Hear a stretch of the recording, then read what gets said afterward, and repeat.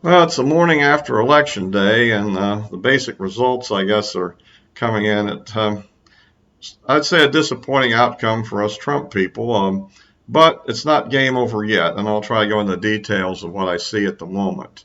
And of course, this is rapidly changing, so maybe by the time you see this, things will have evolved a bit. Um, Obviously, one of the great disappointments in the whole thing is what appears to be the case in Arizona. I know the Trump people, I think, was disputing it. I don't know if they're still disputing it. Um, it was a failure for both my thinking and the Trump's thinking, and also for the mainstream polling, which had the race quite close, and yet it turned out to be not nearly so close, apparently. So, but we'll wait and see on that. I'm not sure. There was some dispute on that. Um, but that kind of was a hole in Trump's firewall, if you will.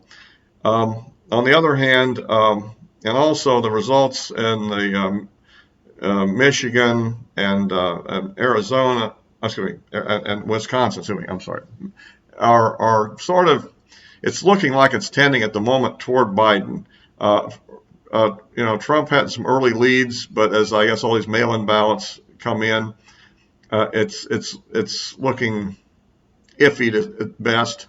I don't have a lot of confidence in winning this at the moment up there, but you never know. I mean, we'll continue to monitor that. Um, on the other hand, it looks like Florida was a big success for Trump, and of course most of the other southern states. Texas, he won by about 6%. It looks like, which shows that a lot of this Quinnipiac, it's tied stuff was nonsense. I kind of thought so. Um, and In fact, if you factor out the lack of the throw your vote away for Johnson option and assume they all voted for Biden, it pretty much, you know, gave you the same sort of outcome as we had last time, really, or close to it, maybe a percent closer. Um, and of course, the Senate race went 10%, I think, for the Republicans. So, according, so that's an example there. Now, let's go to what's still in play right now. I think we have 13 electoral votes because Nebraska has a second district which is carved out. They do their House district separately, but for electoral purposes, rather than doing it as winner take all. And so I think it looks like Biden got that district, which holds them down to 213. If the trends continue and we end up winning North Carolina and Georgia, um, then I think it goes up to 248. Now, there's another district in Maine, which is a second district there also, which is looking like it's tending toward Trump at the moment. And the caveat there is that they use a system called, I think it's rank scale voting, or at any rate, it's sort of a thing like if you don't get 50% or better, then they throw out the lowest vote getter in the of the independent parties or whatever, and then rescale it and keep doing that till you get to somebody that has a 50%. So it's a little bit unclear yet, but I think a lot of votes are uncounted in more Republican areas there in the second district. So I think that there's a good chance we'll get that, which would put us back to 249. And why this is very significant is that the state that Trump's still ahead in and has a clear chance for is Pennsylvania.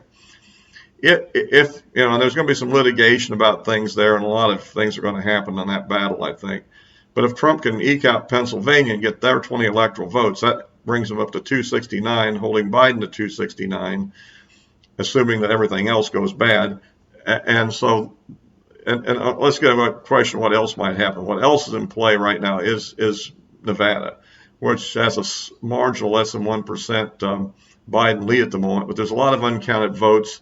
And hopefully a lot of them are out in the rural areas more, and that might bring it up to a Trump win. We're still unclear there. Now, the Democrats are clearly trying to steal that one with a bunch of erratic election law changes and the like, and taking it. But at any rate, that's one where I think is still in play. And if Trump could win that plus Pennsylvania, then he could win the election, in spite if he loses everything else that's in play. That's why I say this thing is not over yet. That it's going to be some real contesting, maybe some recounts in some places. So that kind of gives you the idea. Well, but let's say that Biden were to win Nevada. and Wisconsin and Michigan, and Trump were to win Pennsylvania, and the two districts in Maine and Nebraska come out the way I've outlined, it would go into the House, and it would go to Congress. 269 to 269 a tie. And the thing is, since the House votes not by majority vote on these issues, but by state delegation, I believe we'll see how all the House thing turns out. But I think that gives Trump an advantage to win in the House. And then in the Senate side, if it's looking, I think it's looking good for Republican control of the Senate. And as long as we have at least 50 senators when it's at the time of the vote, the vice president is still the vice president and can cast the deciding vote in the event of a tie, and that could lead to Pence being the vice presidential choice from the Senate, so it might avoid the split situation where you might have a Trump Harris administration. So at any rate, so I'm just saying there's a clear path forward if it goes to Congress for us to win it. And I think also the odds seem to be favorable potentially to holding the Senate, although it's not absolutely sure yet. I mean, like a lot of things aren't sure in this thing. But we lost, it looks like with Arizona, we've lost that race to Kelly. McSally lost to Kelly, and we lost Colorado. So Hickenlooper won that. So I think that's clear on that one. So that's down 2, but we won Alabama back, so that puts us only down 1, and we still we're still leading at the moment in I think in Michigan on the race there. So if we can pull out the Senate seat in Michigan, then we're really not down anything. It looks good for Collins winning Maine. Again, rank scale voting could come into play. I haven't even looked at what that is, but she's so far above 50%. So if she can hold in there, and Tillis looks like he's got a lead in North Carolina, again, pending these mail-in ballots. And then on the situation in Georgia, Purdue's ahead above 50%. And if he can hold that margin, he'll win outright without a runoff. If there is a runoff, I think there's a good chance he can win that, because usually the mass voting is lower than that, and it tends to favor Republicans in that state and runoff. And then the other seat, the open seat, that's going to go to runoff for sure. So that's kind of the rundown on the Senate. I mean, Lindsey Graham and Mitch McConnell handily won their states in spite of massive amounts of Democrat money. The Democrat money is massive in this race, and I guess they can't say the Republicans are the party of money anymore, can you? Looks like the Democrats are the party of money nowadays.